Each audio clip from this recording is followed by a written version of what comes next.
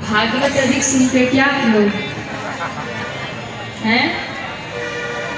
ज्यादा सुनते हैं, इसीलिए जय जय श्री सीताराम की जगह राधे कहते हैं और हम कहते हैं जय जय श्री सीताराम। अच्छा, नित्य ही आप लोग बोलते हैं, हमको लगा चलो अभी एक दिन दो दिन बाद श्री राधे से सीताराम पे आ जाएंगे,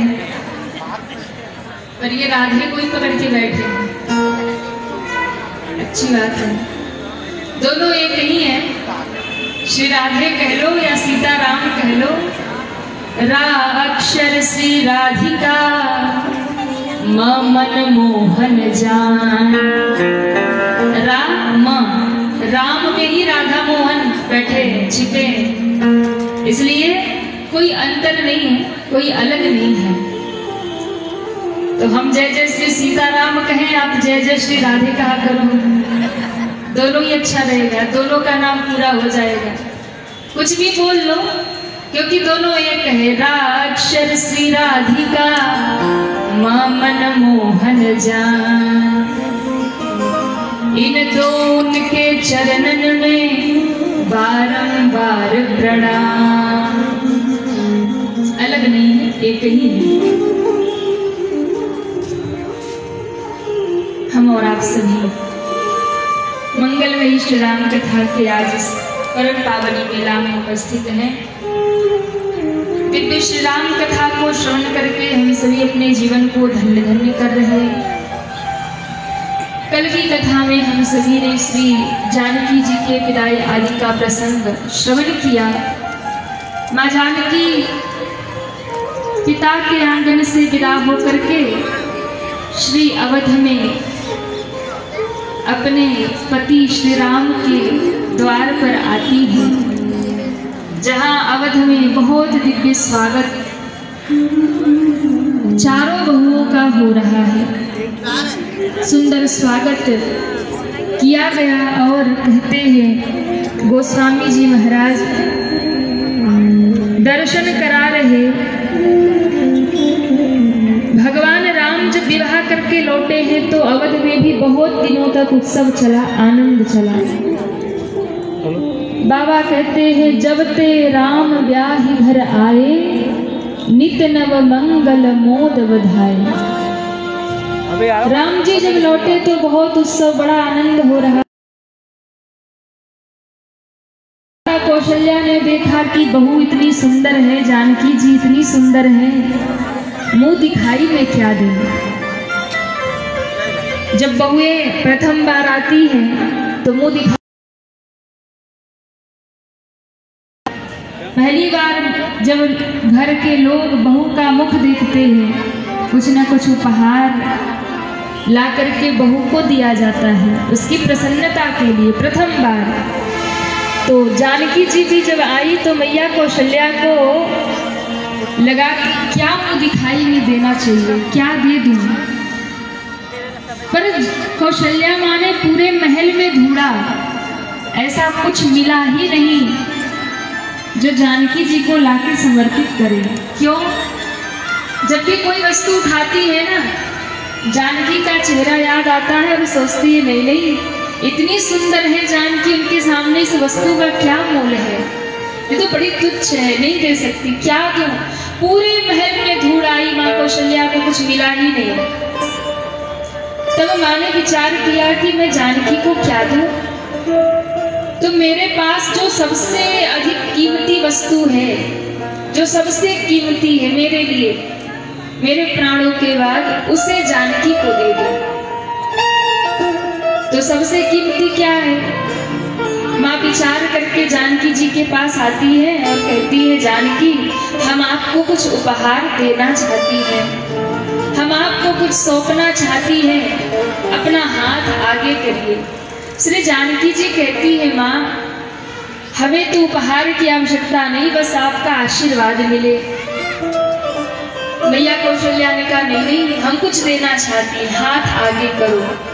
संकोच से भर के श्री जानकी जी ने अपना कर कमल आगे कर दिया। उसी समय माँ कौशल्या ने जानकी जी का हाथ अपने हाथ में लिया और बगल में राम जी बैठे थे। राम जी के हाथ को जानकी जी के हाथों में देकर कहा, हे जानकी, मेरे लिए सबसे कीमती तो मेरा राम है, पर आज से इस राम को मैं तुम्हें सौंपती हूँ। आज से ये राम तुम्हारा हो गया, अब इसकी संभाल तुम करो। आज से ये राम तुम्हें सौंप रही। माँ प्रसन्न हुई। अब मैया सुमित्रा को लगा कि कौशल्या जी ने तो राम को ही दे दिया, तो हम क्या दें? हमारा भी उपहार तो कुछ अच्छा ही होना चाहिए, कम नहीं होना चाहिए। तो सुमित्रा जी को लगा, मैं क्या दूं, मेरे पास भी कीमती क्या है। तो सुमित्रा मैया ने लक्ष्मण जी को कहा, रे लक्ष्मण, हाँ मैया इधर आइए। लक्ष्मण जी दौड़ कर आए। क्या हो गया? बोले बताओ, आज से तुम्हारी मैया कौन है? लक्ष्मण जी ने कहा, मेरी मैया तो आप ही हो। बोले नहीं, अब तक भले ही मैं तुम्हारी माँ थी, पर आज से मैं तुम्हारी माँ नहीं हूँ। फिर जानकी की गोद में से लक्ष्मण जी को बिठा दिया और कहती है, हे जानकी, आज से ये लक्ष्मण मेरा नहीं, आज से ये लखन तुम्हारा बेटा होगा। तात तुम्हार माँ तु बैदेही, पिता राम सब भांति सही। आज से ये राम तुम्हारा हो। अब रह गई कैकेयी मैया। कैकेयी जी को लगा कि एक ने राम को दे दिया, एक ने लक्ष्मण को जानकी को दे दिया, हम क्या दें? हमारे पास तो एक ही भरत है और वो तो राम का पहले से ही है, जानकी को क्या दें? तो मैया कैकेयी ने पहले से तैयारी कर रखी थी महाराज,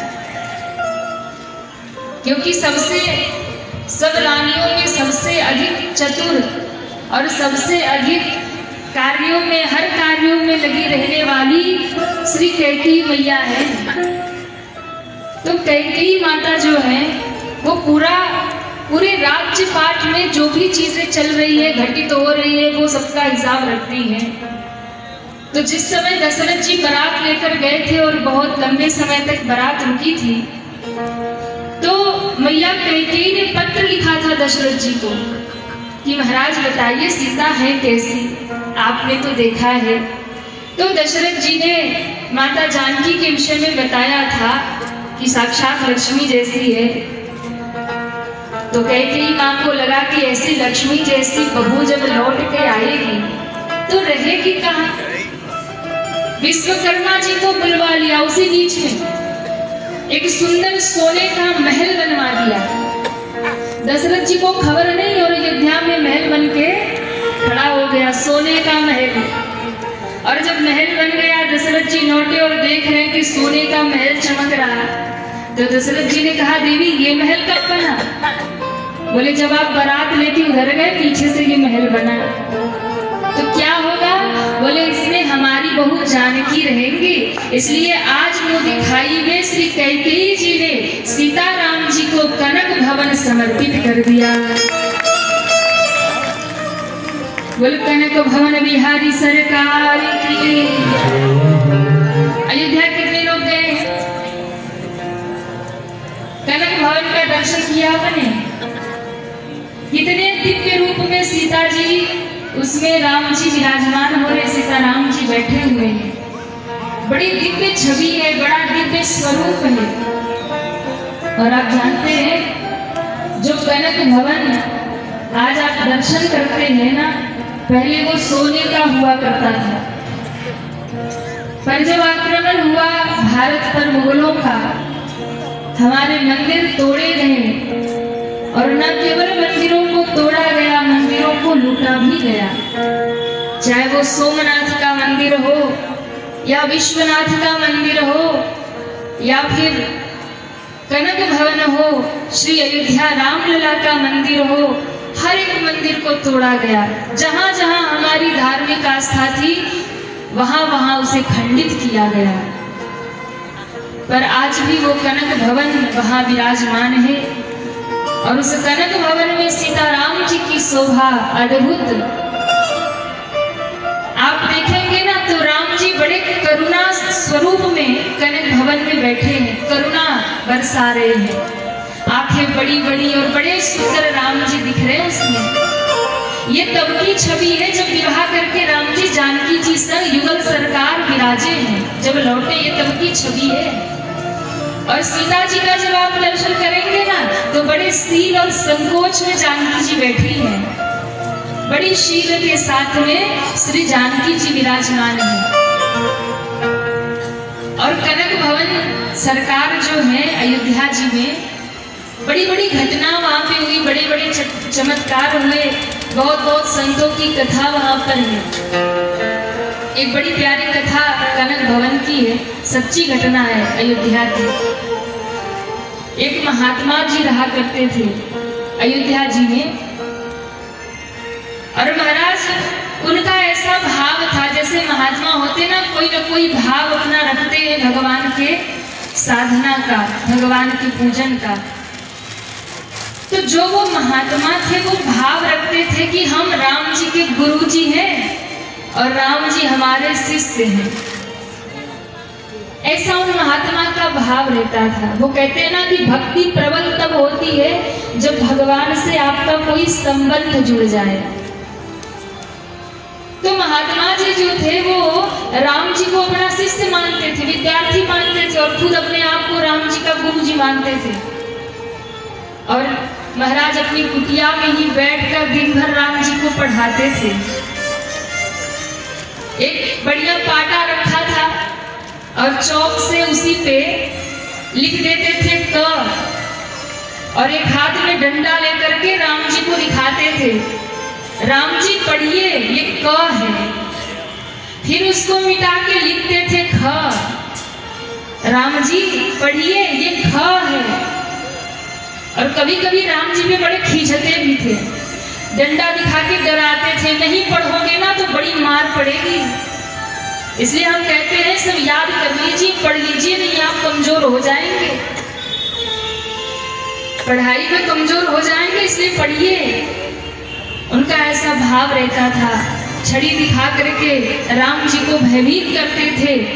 और कभी उनके मन में भाव आता कि मेरे इस व्यवहार से राम जी दुखी तो होते होंगे, मैं उनको डंडे दिखाता हूँ, बेचारे डरते तो होंगे, भयभीत तो हो जाते होंगे, ये सोचकर खूब रोया भी करते थे। ऐसा महात्माओं का भाव, खूब रोया करते थे और कहते थे राम जी क्या करूं, आप पढ़ते नहीं है ना, इसलिए मुझे बरबस डराना पड़ता है।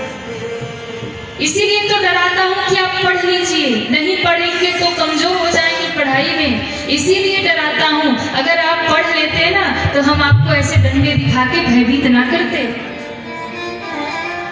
उनका रोज का यही नियम था। और एक और नियम था कि राम जी के मंदिर में वो कभी नहीं जाते थे, कनक भवन के मंदिर में कभी उन्होंने कदम नहीं रखा, कभी कदम नहीं रखते थे, बाहर सीढ़ियों से प्रणाम करके लौट जाते थे, क्योंकि उनको ऐसा लगता था कि मैं गुरु हूँ